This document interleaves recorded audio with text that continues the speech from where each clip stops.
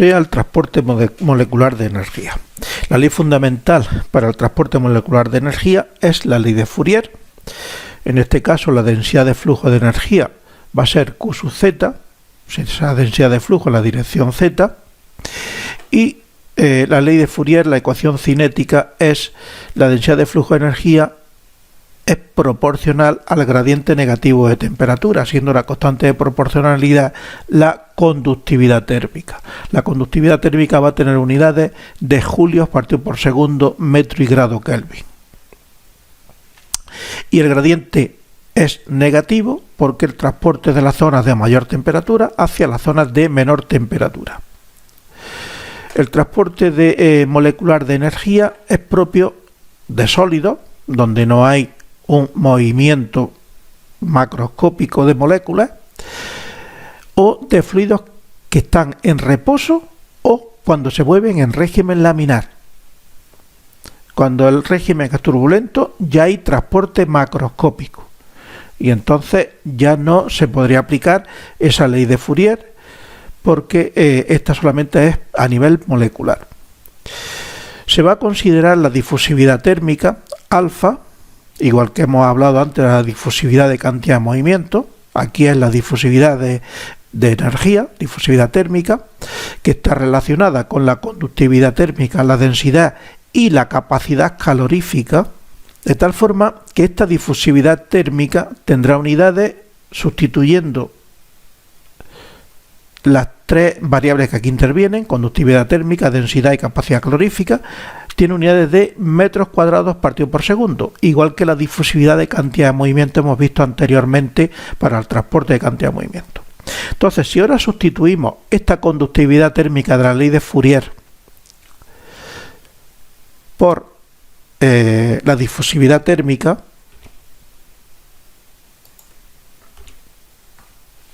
aquí la sustituimos y suponemos que la densidad y la capacidad calorífica son constantes, podemos ponerlas dentro del paréntesis del diferencial, de tal forma que sustituyendo unidades para estas tres variables en el sistema internacional, Kelvin, kilómetros cúbicos, julios partido por kilo y grado Kelvin, nos queda unidades de julios por metro cúbico, lo cual lo que nos está diciendo es que dentro del paréntesis hay una concentración de energía.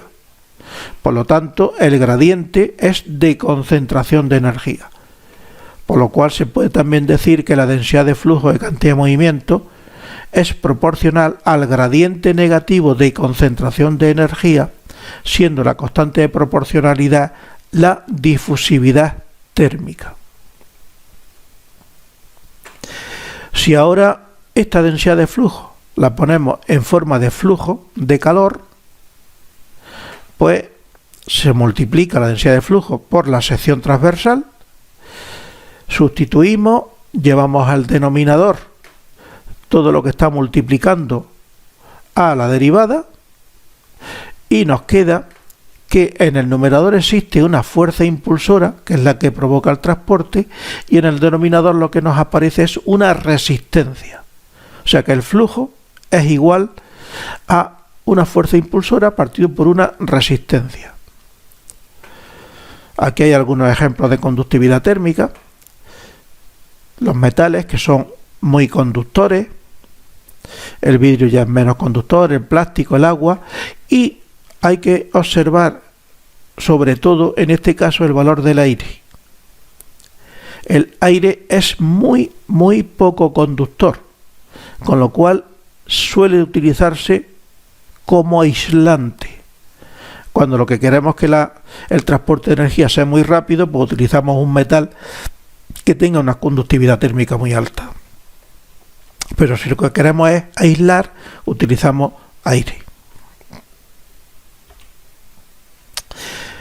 Y el transporte molecular de materia, que viene regido por la ley de Fick, solo se verifica en mezclas multicomponentes, donde puede existir un gradiente de concentración de ese componente, y en fluidos que estén en reposo o en régimen laminar.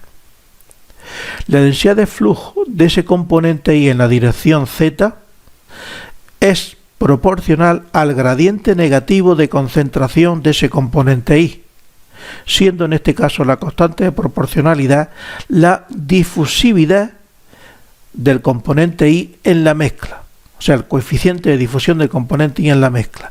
Y este coeficiente de difusión tiene unidades de metros cuadrados partido por segundo.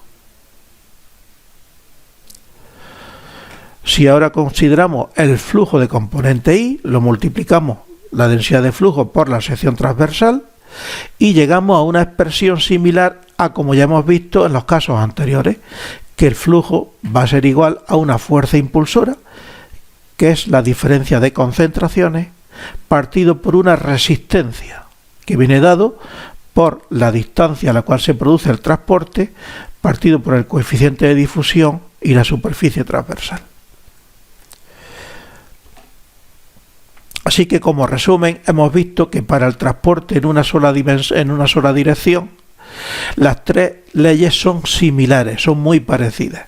O sea, las tres leyes nos hablan de una densidad de flujo, de propiedad de la dirección Z, que es proporcional al gradiente negativo de concentración de esa propiedad, siendo la constante de proporcionalidad la difusividad de esa propiedad, el coeficiente de difusión. Y hablando ya de flujo de propiedad, pues siempre va a ser igual a una fuerza impulsora partido por una resistencia. Esta fuerza impulsora, ¿cuál puede ser? Pues una diferencia de velocidades, una diferencia de temperatura o una diferencia de concentración de ese componente I. Y así tendremos ya el transporte de cantidad de movimiento, de energía y de materia. Aquí tenemos un resumen para el transporte molecular de las tres propiedades, donde aparecen las leyes de Newton, de Fourier y de Fick, el coeficiente de difusión, las unidades que son las mismas y la ecuación cinética que se aplica a cada uno de los transportes. O sea, la ecuación cinética corresponde a cada una de las leyes de Newton, de Fourier y de Fick.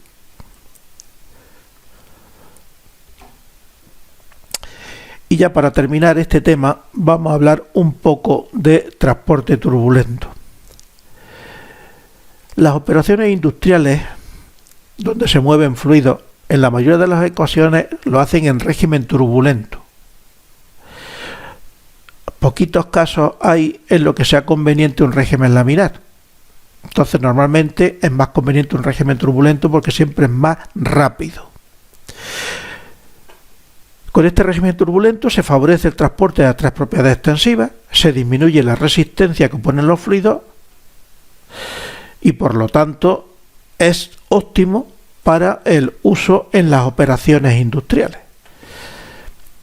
El tamaño de los equipos con los que se lleva a cabo las operaciones resulta también menor y por tanto su coste se reduce.